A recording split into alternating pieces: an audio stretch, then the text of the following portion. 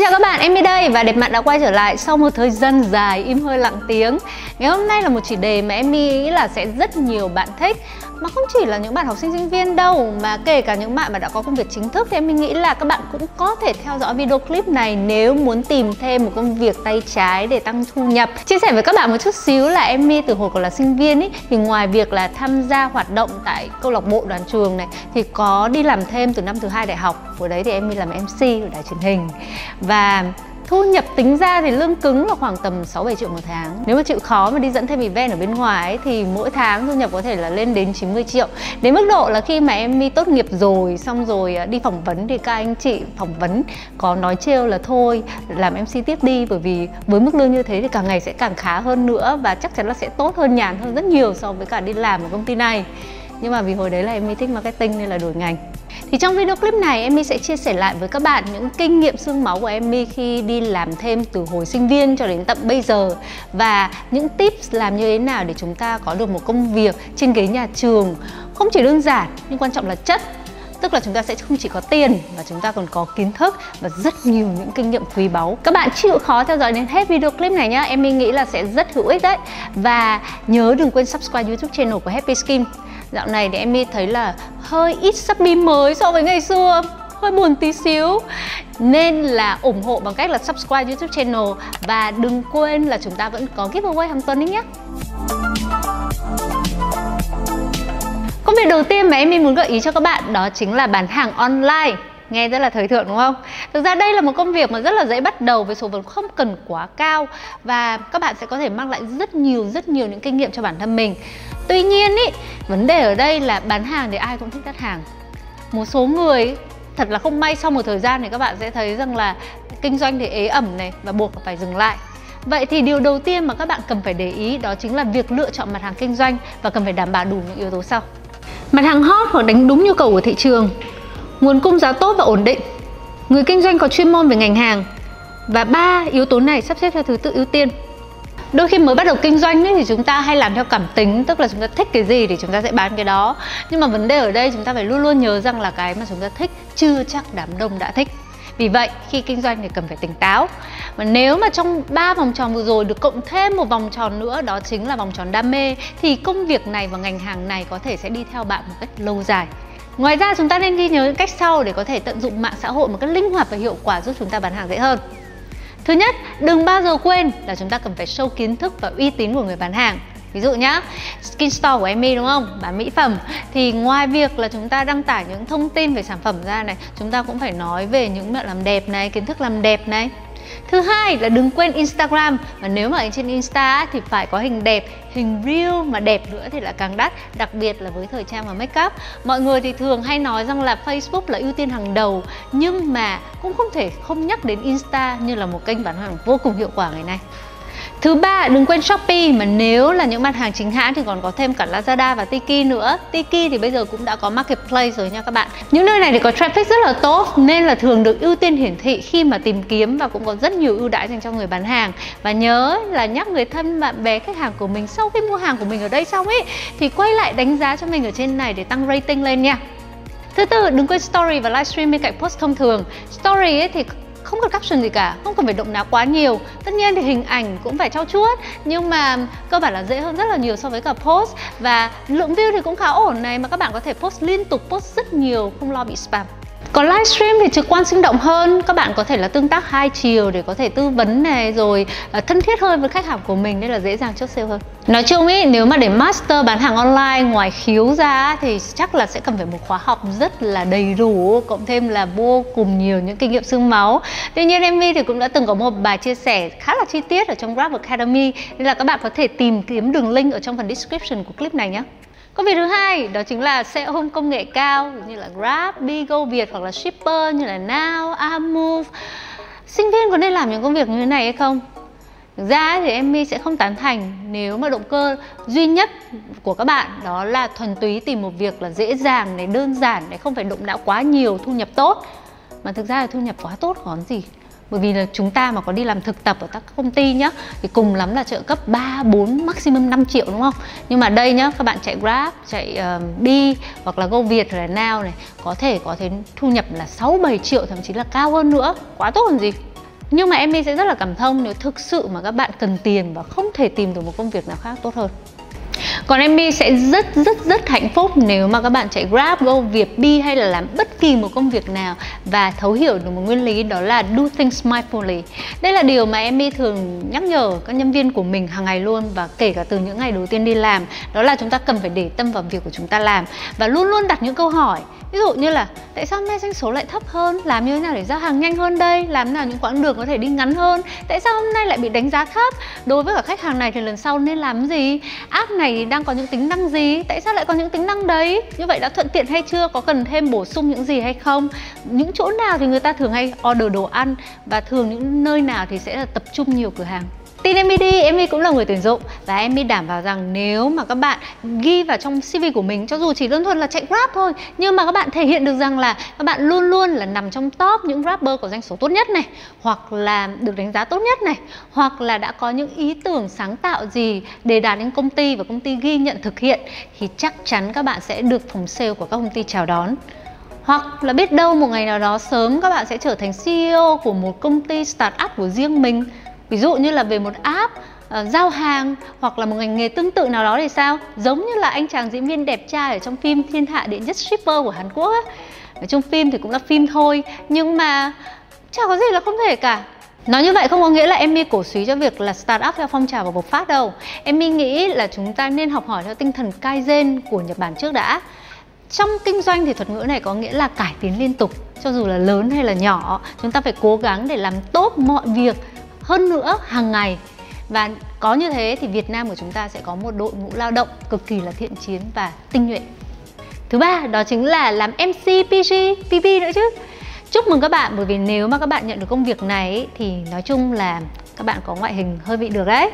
Emmy chỉ có 2 điều mà muốn chia sẻ với các bạn thôi. Thứ nhất, đó là hãy luôn luôn xuất hiện rạng rỡ nhất có thể. Cho dù buổi tối hôm trước là cả một trời giông bão, nhưng mà đứng trước khách hàng phải thấy bạn như là nắng mai rực rỡ. Làm nào để làm được điều đấy? Tập nở nụ cười. Và đừng quên là cảm ơn vì đã có công việc này. Chắc chắn là phải cảm ơn ít nhất một lần, là vì chúng ta đã có một công việc tuyệt vời như vậy. Vì nếu không có công việc này thì làm gì chúng ta có tiền, đúng không nào? Thứ hai, đó là không ngừng tìm hiểu. Để Emmy chia sẻ kinh nghiệm của các bạn khi mà Emmy làm MC hoặc là trainer cho các event và workshop. Thường thì Emmy không bao giờ mà chỉ phụ thuộc vào kịch bản gốc sẵn có. Cho dù có bận như thế nào đi chăng nữa, Emmy cũng dành thời gian để tìm hiểu mở rộng thêm ra trong lúc học bài, hoặc là tìm hiểu sâu hơn về sản phẩm hoặc là chủ đề có liên quan để có thể chia sẻ thêm. Kể cả khi làm trainer cũng thế, thường thì Emmy sẽ chia sẻ nhiều hơn là mức mà được kỳ vọng. Đó là lý do tại sao mà cho đến bây giờ ấy, thì Emmy cũng vẫn là thường xuyên được book để làm trainer dài hạn cho một số các hãng mỹ phẩm. Nói chung là do more than expectation. Thứ tư, đó là nhân viên bán hàng, bồi bàn, thu ngân, lễ tân. Đây cũng là một công việc mà Emmy nghĩ là khá là phù hợp và cũng dễ kiếm dành cho các bạn học sinh, sinh viên. Không, thực ra là sinh viên thôi. Những công việc này thì Emmy thấy rằng là không có quá nhiều những đòi hỏi và các bạn có thể hoàn toàn là luyện tập được. Tất nhiên là nếu nhân viên bán hàng thì có những người sẽ có khiếu làm tốt hơn. Chắc chắn một điều rằng là giống như Emmy đã nói trước đấy, nếu mà chúng ta muốn học thì công việc gì chúng ta cũng có thể học tốt được. Các bạn không cần thiết là phải follow cả một cái list những yêu cầu để trở thành nhân viên bán hàng hoặc là waiter mẫu mực như kiểu trên mạng. Nhưng có một số những nguyên tắc mà Emmy nghĩ là tuyệt đối các bạn cần phải tuân thủ. Thứ nhất, như bao nhiêu công việc khác, chúng ta phải nắm rõ những thông tin xung quanh công việc của mình. Ví dụ nhá, nếu mà làm bồi bàn đúng không? Thường xuyên khách sẽ hỏi chúng ta những câu như là: em ơi, cửa hàng của em món gì ngon nhất? Món gì hay được order nhất? Ơ, món này là chế biến có cái gì ở trong đấy đấy? Thế cay hay là không cay vậy em? Nếu mà động đến câu hỏi nào mà chúng ta cũng phải vào để hỏi bếp thì mất thời gian nhỉ? Mà khách hàng cũng cảm thấy rất là hoang mang và đôi khi là tụt mood luôn á. Hoặc là ví dụ như là bán hàng cũng thế, nếu mà chúng ta không thể nào thao thao bất tuyệt nói bằng cả đam mê và tất cả hiểu biết của chúng ta thì cũng khó thuyết phục được khách hàng. Thứ hai, đó là nhớ phải ghi chép cẩn thận và bình tĩnh lắng nghe khách hàng. Ghi chép cẩn thận để không bị sót này. Đôi khi mà khách hàng order A, chúng ta cứ sót thành A trừ ấy, đôi khi cũng khách hàng khó chịu lắm ấy. Hoặc là bình tĩnh để lắng nghe, ví dụ như là những yêu cầu của khách là cay hay là ít cay, không đường, ít đường. Và bình tĩnh lắng nghe khi mà khách có những phàn nàn hoặc là khách có những câu hỏi để chúng ta có thể trả lời một cách tốt nhất. Thứ ba, hãy luôn đặt địa vị của mình vào khách hàng. Và khi mà đi làm thì dẹp cái tôi của mình xuống một chút xíu để có cách hành xử hợp lý hơn. Thứ tư, khách hàng có thể không đúng nhưng khách hàng không sai. Nên là cho dù trong bất kỳ trường hợp nào thì hãy nhớ là cảm ơn và xin lỗi một cách đầy đủ. Thứ năm, hãy vận dụng trí nhớ tuyệt vời của mình vào trong phục vụ khách hàng. Còn gì tuyệt hơn nếu mà bạn nhận ra đó là một khách hàng thân thiết, thậm chí còn nhớ được là thói quen và sở thích của họ, bạn sẽ được đánh giá rất cao đấy. Thứ năm, đây là một công việc mà Emmy cũng rất là yêu thích, đó chính là biên phiên dịch và Việt sắp. Đây là công việc dành cho những bạn mà có khả năng ngôn ngữ tốt. Hồi ngày xưa khi mà còn là học sinh cấp 3 ấy, Emmy cũng đã từng làm công việc này rồi, đó là đi rã băng, tức là nghe những chương trình thế giới động vật này, rồi ẩm thực đó đây này bằng tiếng Anh, thế xong rồi sau đó là ngồi dịch lại và ghi lại những gì mà mình nghe được để cho một bộ phận khác là sẽ lên Việt sắp. Emmy nói là Emmy thích công việc này bởi vì là bản thân công việc này khiến cho Emmy cảm thấy là học hỏi được rất nhiều.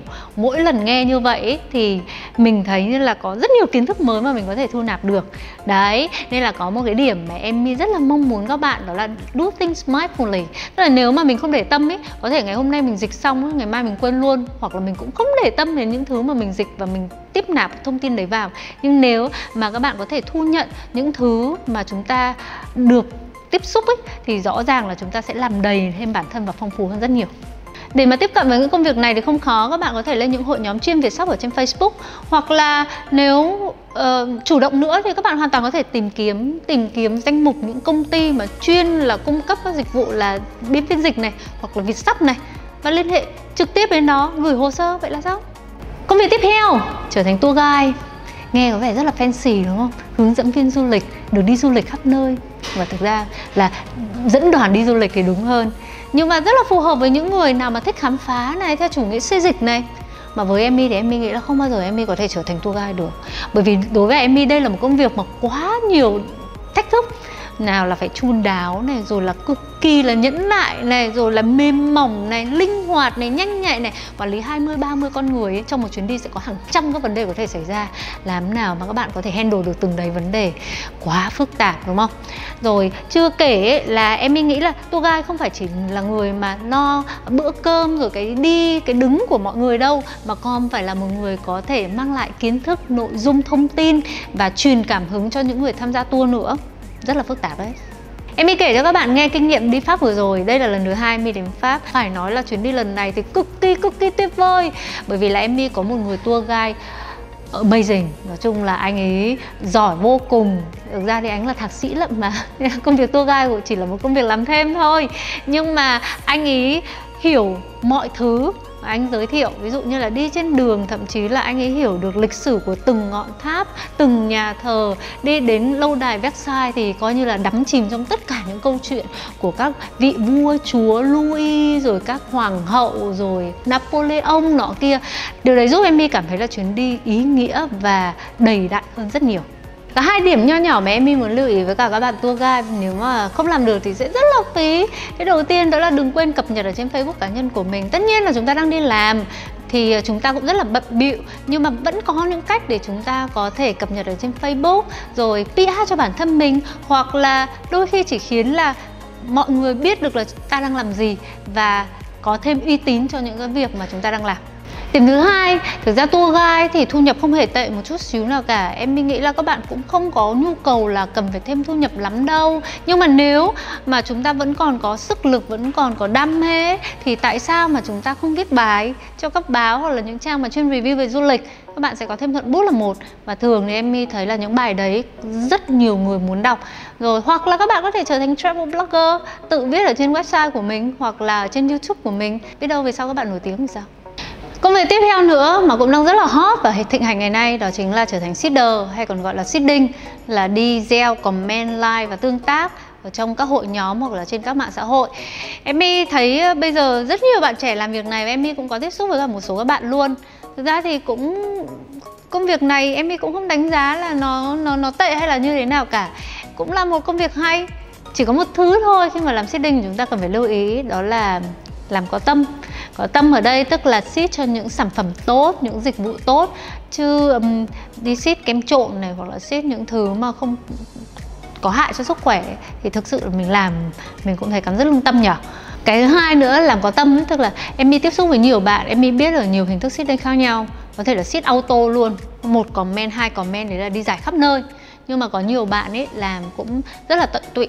các bạn thêm biến vạn hóa, biến ảo như là thành thật và mang lại một cái hiệu quả rất là rõ rệt cho công việc, thì chắc chắn là nếu mà các bạn có làm như thế thì người mà thuê của chúng ta cũng cảm thấy rất là hạnh phúc, rất là may mắn, và bản thân các bạn cũng sẽ học được nhiều thông qua công việc đó. Cuối cùng đó chính là làm gia sư.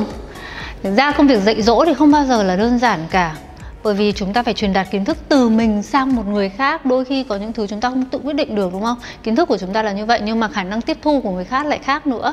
Đối với ở công việc gia sư thì em chỉ có một chia sẻ dựa trên kinh nghiệm của cá nhân. Hồi xưa em cũng làm gia sư đấy, cũng hồi sinh viên thì như năm thứ nhất thì phải. Kể ra mình cũng làm nhiều công việc khác nhau phết. Hồi đấy thì em làm gia sư tiếng Anh, và cái chị mà em làm gia sư thì chị ý phải thi lại đại học, và chị cũng lớn rồi. Chung là khả năng tiếp thu cũng vừa phải, mà chị về kiến thức căn bản của tiếng Anh là bị hỏng một cách khủng khiếp. Nên là mỗi lần mà em dạy chị ý và chị ý học là thấy như là vật lộn, mà chị ý cũng không có cảm xúc lắm, không có hứng thú lắm trong chuyện học tiếng Anh. Thì em đã ngồi suy nghĩ và động não là làm như thế nào để mà chị ý học, chị ý thấy hứng thú hơn, có vẻ vui hơn. Thì em mình nghĩ là thay vì bắt chị ý phải chia động từ hoặc là điền vào câu giống như là bình thường thì thấy rất là boring, thì em mới làm thành một cái bảng, xong rồi những từ chữ như thế này thì em cắt ra xong rồi làm như là trò puzzle á. Thì em bắt chị ý là phải điền đúng những cái chữ chia. Đây, những cái chữ như thế này thì mình sẽ có nhiều cách chia khác nhau, thì chị phải chọn để mà điền vào đây như thế nào cho nó chính xác nhất. Và lần đấy thì em thấy là chị học rất là hào hứng, và có vẻ chị cũng khá là bất ngờ ấy khi mà em nghĩ ra một cái trò chơi như vậy cho chị. Thì cho dù là trong công việc nào đi chăng nữa, chúng ta cũng có thể có được sự sáng tạo và khiến cho hiệu quả của công việc tốt hơn. Nên là đừng quên là sáng tạo mọi lúc mọi nơi nhé. Thực ra ngoài 8 công việc mà em kể trên thì chắc chắn là còn rất nhiều những công việc khác mà các bạn có thể làm, đúng không? Em hy vọng là các bạn sẽ có những trải nghiệm thật là quý báu khi còn ngồi ở trên ghế nhà trường. Và cuối cùng, một thông điệp quan trọng nhất của clip này đây, đó chính là Happy Skin thì luôn luôn tuyển intern cho các vị trí là designer, content, marketing, sales. Nên là nếu mà các bạn yêu thích về ngành làm đẹp nhá, yêu thích em nhá, rồi muốn tạo thêm thu nhập nhá, thì hãy inbox ngay cho Happy Skin để apply nào. Còn làm như thế nào để tìm được contact của Happy Skin thì được các bạn đấy. Bye bye, see you soon.